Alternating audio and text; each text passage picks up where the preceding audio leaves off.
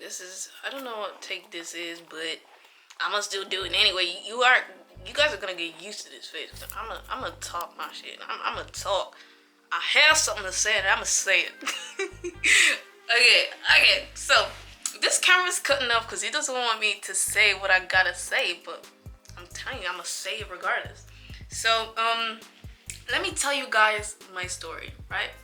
I know most black people that go to Ireland have a story. So, let me just stop getting my handles. Let me just get my neck. See, I got a neck. Right, okay. So, my name is Nicole Ndu. Well, my full name is Nicole Chidera Ndu Nwogu, right? So the reason why I first shortened my name when I went onto YouTube is because most people couldn't even pronounce my last name. And it's not that hard to say, right? It's really not that hard to say. Because most people, I know back in school, like, everyone used to die for, like, if you're saying the Spanish girl's name and you landed it, you have made it. Like, that's, wow, you have done your part. You, like, what is it? Let me just say, Pablo Fuente or something like if they're doing the roll call in school and they're like Pablo Fuente and the teachers, like, you see the blush on their cheeks, they're so excited, they said Pablo Fuente so well, but then they go to my name and they're like Nicole, and they don't want to say my last name because they're like, let me not even bother because I know for a fact I won't even be able to say it, you know, that type of thing. Or they're like Nicole Ndudu, or like they're mocking like we all know you can't say it, so why don't you just ask me and I'll tell you how to pronounce it. That's it. And like, I know back in high school people were just like, why would you this is probably one of the most retarded questions I've ever like heard somebody ask me, right? But they were like, why did your grandfather pick a name that nobody will be able to pronounce? Wow. Let me tell you what you're not gonna do. What you're not going to do is talk to me like that. You people are funny. You people are very, very funny. You're very silly.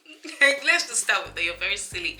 Because last time I checked, I don't think anybody really picked their last names. I don't think they did. And even if they picked it, they did have a reason for picking it. Because I don't really know the meaning of my last name, but I'm pretty sure it means something to do with God and blessings and growth, right? Like almost every black name, black African name means, or a Caribbean or anything. So don't ask me questions about my grandfather picking my name, or else I'll silence you. Sorry, I'm being aggressive, but when I was asked that question back then, I didn't know how to compose myself because I was only 14. I was like, I'm gonna just brush this guy off because I don't want to get into any trouble and I'll be seen as the angry black woman or the angry black child and you see memes about me. But I wasn't gonna go there, right? Oh, this is so cute. My girl just hyped me up. We need more people like that. We need people to hype us up, you know. Let me just reply to her real quick. Thank you, babe. I would give a real shout out to her. Thank you, Daniela, for being such a sweet honey pop. You always are a darling. So, right. What was I was even talking about my story. Damn, like, I always go off track, right? So, I was born in Ireland, in Dublin. I'm pretty sure on my birth certificate it says F something. I don't know if it's a county called or it's St. Mary's Church. No, not St. Mary's Hospital, but I don't really know because I was just a baby and I was just being born. I was just right out the womb. But we ended up living in Dublin in Blanchardstown for about 7 years when I was a little kid. You know, I went to school in Blanchardstown, Skullbridge, I think.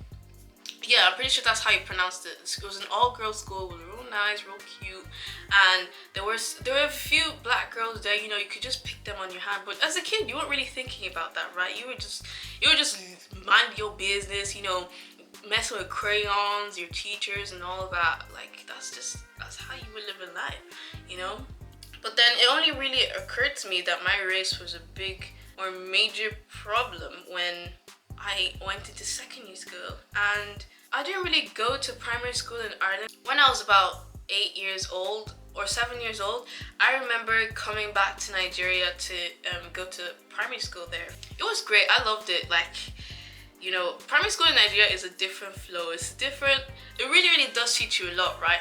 You know, we get occasionally like whooped and all that, but like I know some people are just like, I know some Catherines are just like, you know, typing in their phone like, oh my god, Nicole got whooped, like we have to document this, or we have to send her parents a message or something, like talk to child services, you know, her parents whoop her. You know, that kind of press thing, right? They didn't like hit us to the point that, you know, you're actually physically like hurt or anything, but they do hit you to show discipline, right? And I feel like that's justifiable in most cases, but in some cases when the teachers go overly extreme and they end up hurting the child, that's when it's completely out of line, and it should not be happening regardless of what skin tone, color, baby you are, right? But yeah, primary school, like, I'm not saying I was a framework or anything, but I just know for a fact that I wasn't getting whooped. I just remember maybe one time back in primary school that they did whoop me. Well, it was quite justifiable. Let's be honest, right?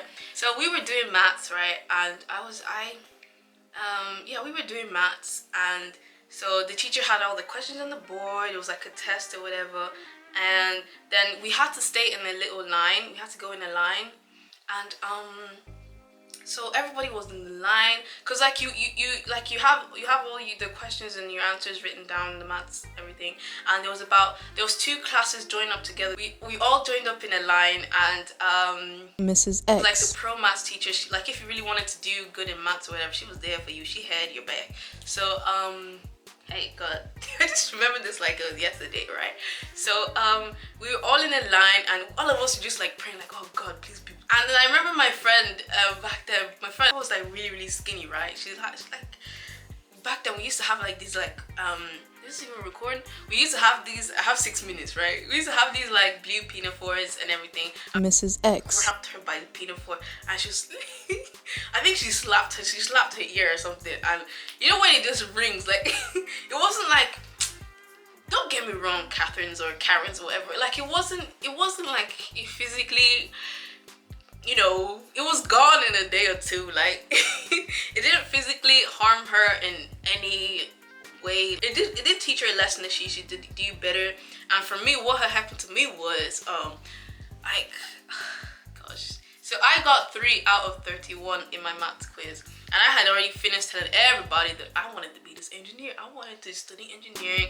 I wanted to get my money. I was talking to everybody about my life goal, my life plans back in primary school. Like, one thing about me in primary school is I never shut up. Like, that was probably my biggest problem, right? I didn't shut up about anything. Like, I was telling about my big dreams. So I remember Mrs. X telling me that I needed to do well in math if I wanted to be an engineer, and then I was like, okay, cool, I got that in the bag.